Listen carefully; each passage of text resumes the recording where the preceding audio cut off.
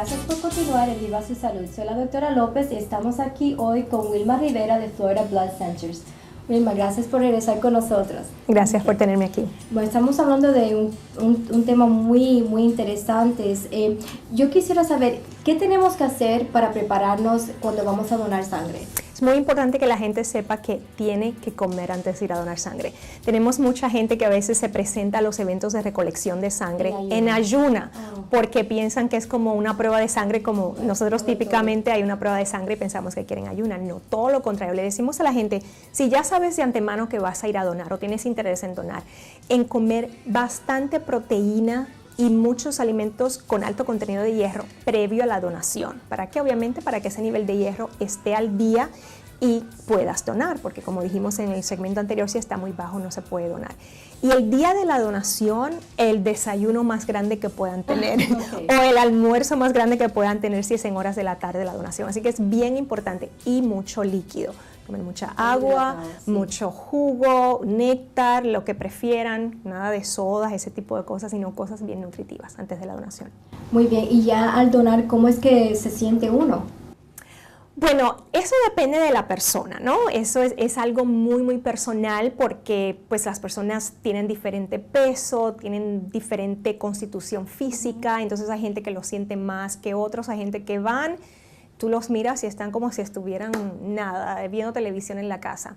Hay gente que lo siente un poco más, entonces puedes ir desde no sentir nada hasta quizás sentir un poquito de mareo, si por ejemplo no comió mucho.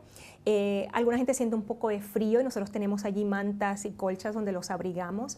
Y en los centros de donación hay televisión, ellos pueden seguir viendo televisión, sus programas favoritos mientras donan. Así que todo depende de la constitución física de la persona, cuán saludable esté, varía. Pero en muy raras ocasiones hay efectos mucho más de lo que acabo de mencionar. ¿Y ustedes también tienen ahí comidita para ello, como un juguito? Sí, la doctora sabe porque ella ha donado bastante, pero sí, inmediatamente después que la persona dona, e inclusive mientras están donando se les da diferentes jugos, también se les da sus galletitas, sus dulces, cosa de empezar a regenerar todos esos glóbulos rojos. Muy bien. Vamos a hablar un poco de las razones que nos puede prevenir con donar y quizás razones que no importa. Vamos a empezar con después de una operación. ¿Uno puede donar sangre? Después de una operación es una pregunta muy buena porque es algo que nosotros recomendamos que hable con su médico. Como tal, después de una operación no debería haber nada que prevenga a una persona para donar, pero pueden haber unas complicaciones o unas directrices médicas que sí prevenga a la persona de ir. Entonces es algo que definitivamente tienen que consultarlo con su médico.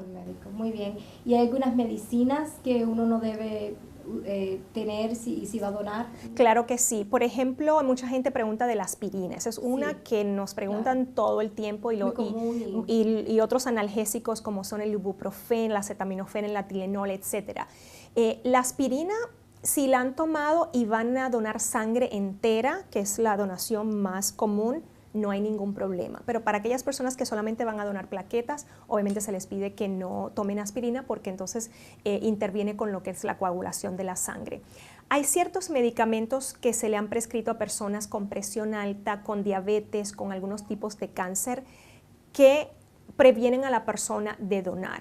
Pero es una lista muy grande y muy específica y es algo que se le explica a la persona en el centro de donación. Como le comenté en el segmento anterior, hay un cuestionario que la persona tiene que contestar y una de las preguntas es los medicamentos que están tomando.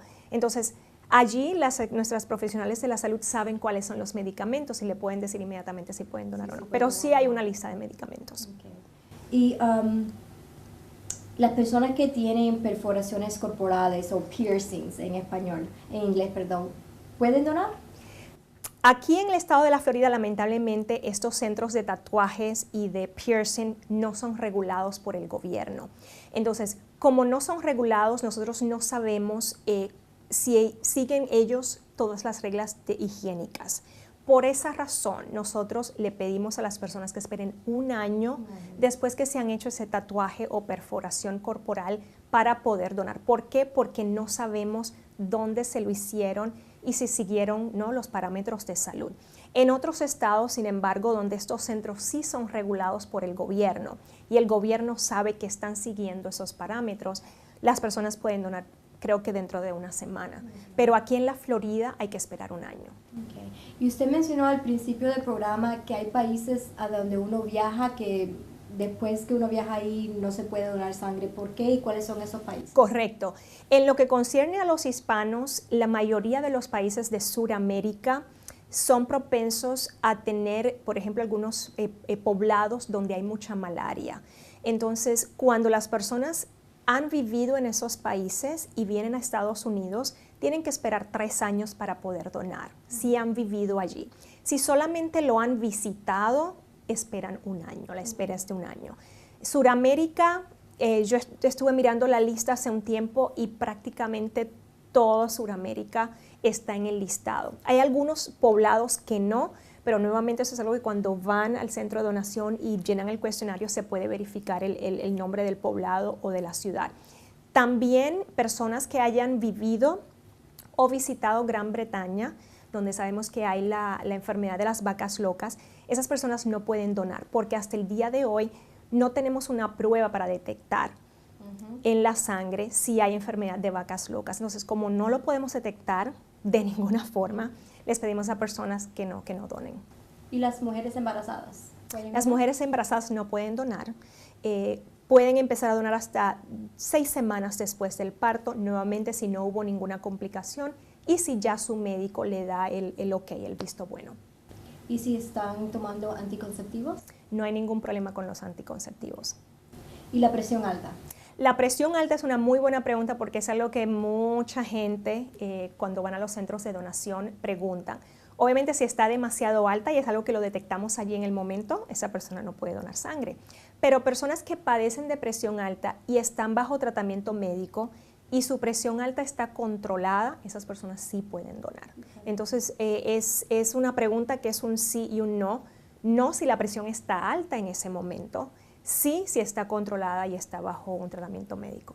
Bueno, ahora se habla mucho de la gripe, especialmente la gripe porcina. Hay personas que ya están tomando las vacunas. Ya yo me las puse las dos. Okay. ¿Tiene algo que ver con la donación? No, en absoluto. La única dificultad es si la persona, a partir de haberse puesto la vacuna, desarrolló algún síntoma, como puede ser tos, fiebre, algún síntoma asociado con el catarro, ¿no? Que son síntomas que parecen como si la persona fuera a desarrollar catarro.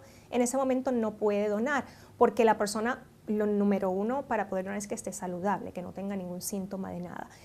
Así que si no desarrolló ningún síntoma, puede ir a donar al otro día después de haberse puesto la vacuna, no hay ningún problema. Sintomático. Correctamente, okay. Correctamente. Ya cuando uno dona, ya pasamos por todo el proceso, ¿qué pasa con nuestra sangre? ¿Dónde va? Me encanta esa pregunta. Esa sangre, te voy a dar primero el bottom line, lo último, y después el proceso. Dentro de 48 horas, esa sangre va a estar salvando 3 vidas. Eso es lo más... Cuando uno piensa sobre eso, es increíble pensar que en esa hora que estuve allí, 15 minutos con la aguja en mi brazo, pude salvar 3 vidas. Pero en ese proceso de las 48 horas, en ese periodo, una muestra de la sangre va a nuestros laboratorios principales en Orlando. Allí tenemos unos laboratorios que parecen como si fuera una farmacéutica con la más alta tecnología y esa muestra se somete a una batería de exámenes, como le comenté, para saber si es confiable y segura, si no hay sífilis, si no hay enfermedades venéreas, SIDA, etc. También se mide el colesterol, obviamente para que ese donante pueda saber su nivel de colesterol.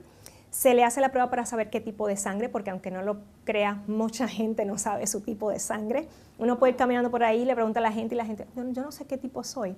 Entonces, esta es una buena forma de saber el tipo de sangre también. Y lo otro que se hace, que es lo más increíble, es que esa sangre se mete en una máquina centrífuga y entonces dando vueltas empiezan a salir los componentes. Se dividen en glóbulos rojos, plasma y plaquetas.